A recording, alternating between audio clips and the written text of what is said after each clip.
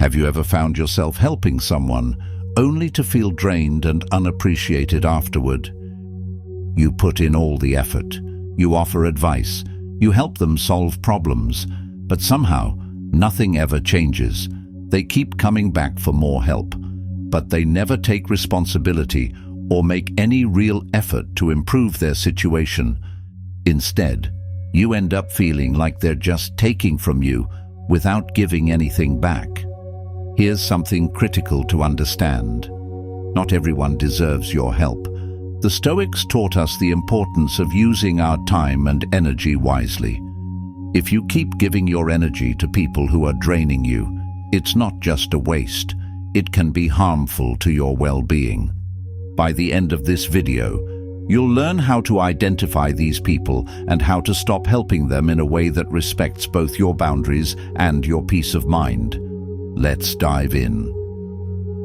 Section 1. The Perpetual Victim. We've all encountered that person who always seems to be a victim of life. They're trapped in a cycle of complaining about how everything goes wrong for them. Bad luck, other people, circumstances, all to blame. And no matter how much you try to help, they refuse to take responsibility. They stay stuck in this pattern, waiting for a knight in shining armor to fix everything for them. Here's the truth. They don't want help. They want sympathy and someone else to solve their problems for them. The Stoics would say that this mindset is toxic because it robs you of your agency. As Seneca wisely said, we suffer more in imagination than in reality. When you live in a cycle of victimhood, your problems are all in your head. Your imagination amplifies them, making them feel like insurmountable obstacles when, in fact, they are simply challenges that require action. Think about it. If someone keeps falling into the same hole and ignores every way you try to help them, what's the point of offering more help? They need to learn to take responsibility for their own life. By constantly rescuing them, you enable their helplessness and prevent them from learning how to take control. The Stoics believed in taking responsibility for your own actions, your own happiness, and your own life. Letting go of the victim mentality is the first step towards true freedom. By enabling someone else's suffering, you're giving them permission to remain stuck. It's not helpful, it's harmful. Section 2. The Energy Vampire. Have you ever been around someone who just drains you? They constantly bring negativity, complaints, or drama into your life. You try to be supportive, but all they do is take. You leave the conversation feeling empty, like they've sucked all the life out of you. Marcus Aurelius, a wise Stoic, said, "The soul becomes dyed with the color of its thoughts." If you're surrounded by negativity, it will start to affect your own thoughts and mood. You'll feel anxious, frustrated, or maybe even hopeless. And if this happens often enough, you'll realize that you're losing control of your peace. These energy vampires don't just drain you, they infect you. They want you to feel their anxiety, their complaints, their burdens. And the more you allow this, the more you give them power over your emotions. The Stoics would advise, don't let other people's storms disturb your calm. Remember, your time and emotional energy are limited resources. The Stoics teach us to be mindful of where we direct our attention and energy. If someone continually drains you without offering anything in return, it's time to protect your peace. Set boundaries.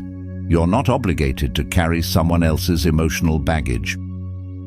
Section 3. The Chronic Complainer. This person will complain about everything. Nothing is ever good enough. They focus on what's wrong in their life, and it's exhausting. They ask for your advice, but when you offer it, they ignore it. It's like they want someone to listen, but not really help them make any real changes. And so, they stay stuck in a loop of dissatisfaction and frustration. Here's the tough love truth. They don't want solutions. They want attention. As Epictetus said, it's not what happens to you, but how you react to it that matters. The chronic complainer is a prisoner of their own mindset. They don't see the opportunities to change. They only see problems. Every day, they choose to replay the same negative thoughts, letting them fester and grow, and by doing so, they feed their own misery. Helping them is like throwing a bucket of water into a leaky bucket. It never holds. The more you listen, the more they complain. The more you try to help, the more they ignore it. It's draining, and it doesn't serve either of you. Stop letting their complaints control your energy. The Stoics would tell you to focus on what you can control: your thoughts, your actions, and your peace of mind. If someone refuses to change their attitude or take responsibility, don't waste your precious time trying to fix them. It's not your job. Section 4. The Manipulator. Manipulators are dangerous because they know how to make you feel responsible for their actions. They act helpless, weak, or overly needy, knowing that you'll want to help. But the moment they get what they need from you, they disappear, only to return when they want something else. These people are emotional vampires. They use your compassion and generosity as tools to manipulate you into doing what they want. They'll guilt trip you, flatter you, or play on your insecurities to get their way. Seneca once warned, "He who seeks friendship for favorable occasions strips it of all its nobility." Friendship and relationships should not be about manipulation. They should be based on respect, trust, and mutual care. But manipulators don't want that. They want to use you for their own benefit. Next time someone tries to manipulate you, recognize it for what it is. Stop making excuses for them. Your kindness isn't a bargaining chip for their gain. The Stoics remind us that true freedom comes from setting boundaries and protecting our peace. You don't have to give in to someone's manipulative behavior just because they guilt trip you. Walk away. Section 5. The one who doesn't value your time. Time is your most precious resource. You can make more money. You can gain new skills. But once time is gone, you can never get it back.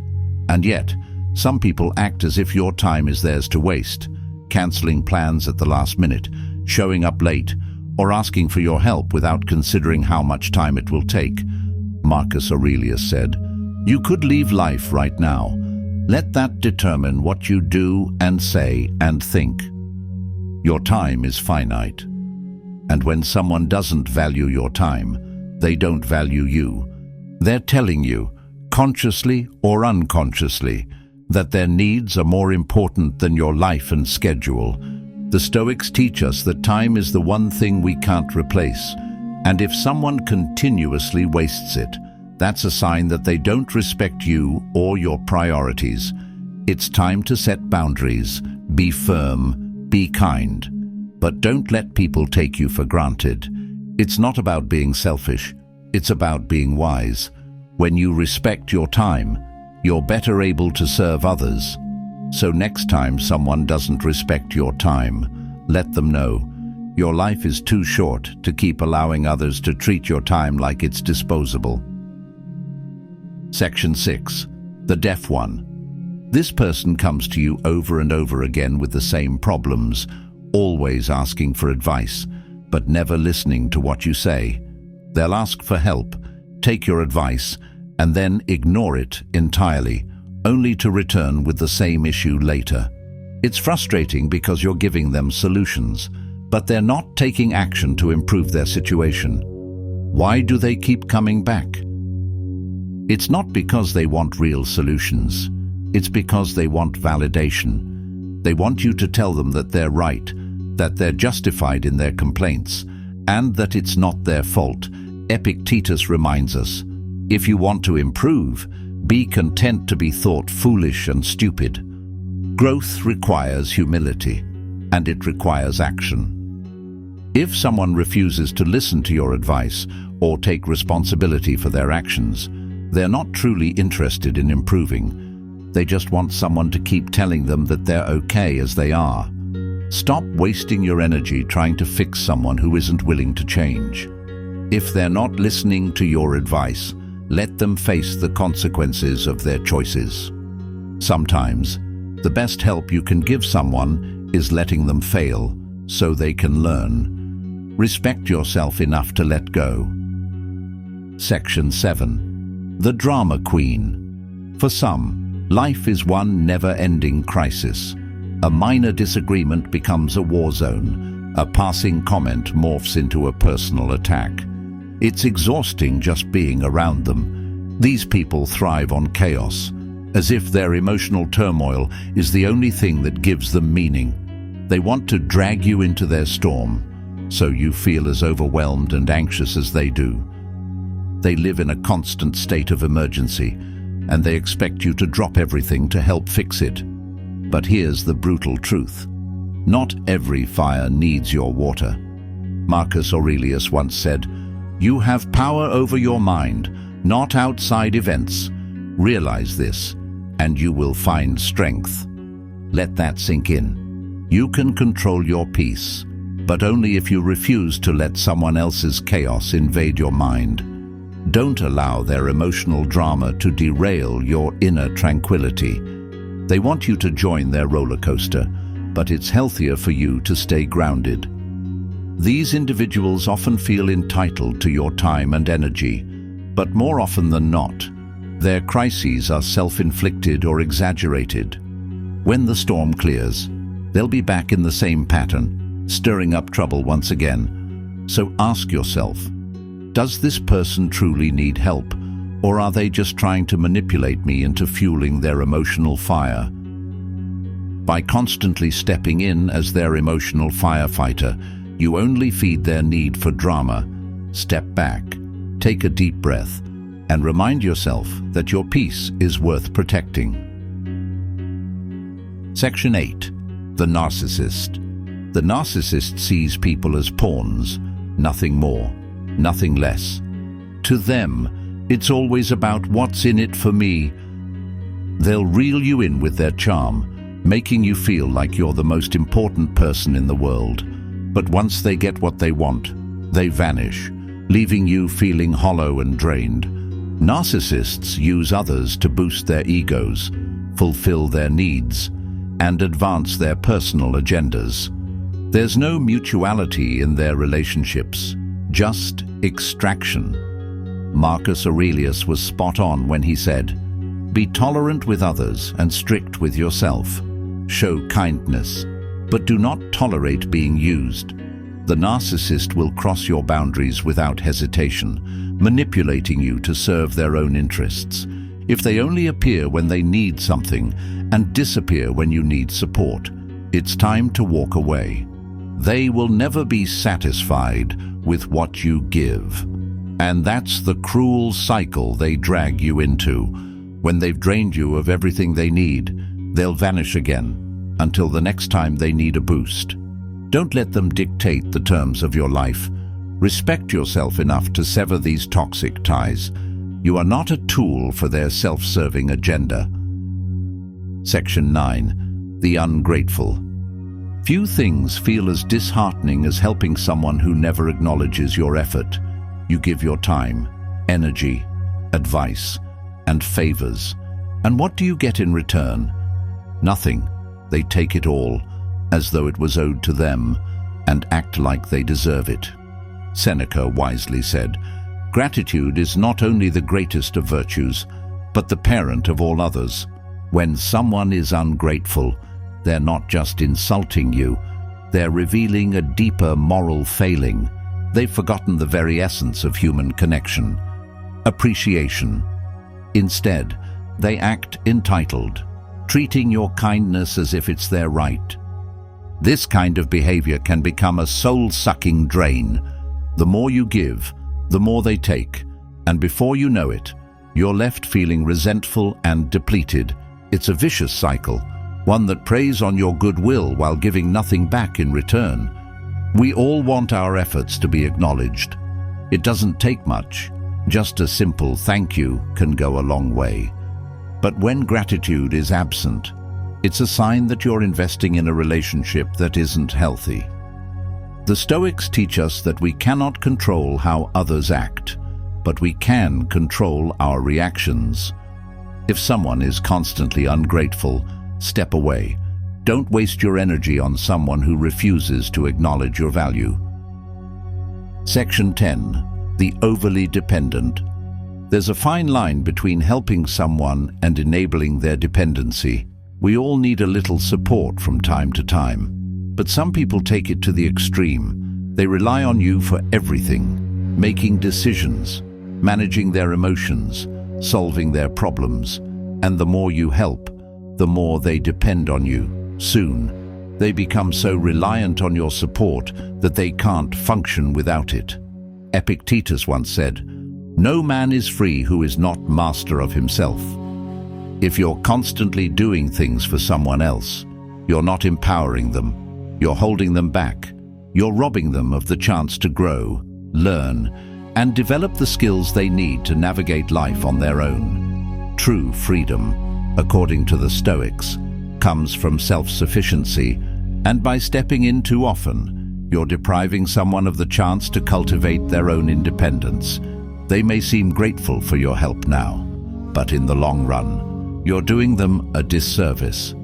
It's time to let them face their own challenges, make their own mistakes, and learn their own lessons. Don't allow them to become emotionally dependent on you. Let them stumble, let them grow, and remember, you deserve relationships that inspire mutual growth, not one-sided dependence. Conclusion. Protect your energy. Helping others is noble, but not when it costs you your peace. The Stoics understood the importance of guarding our time, energy, and well-being. Not everyone deserves access to your emotional reserves. Some will drain you dry, leaving you with nothing in return, no matter how much you give. Here's the challenge. Learn to say no.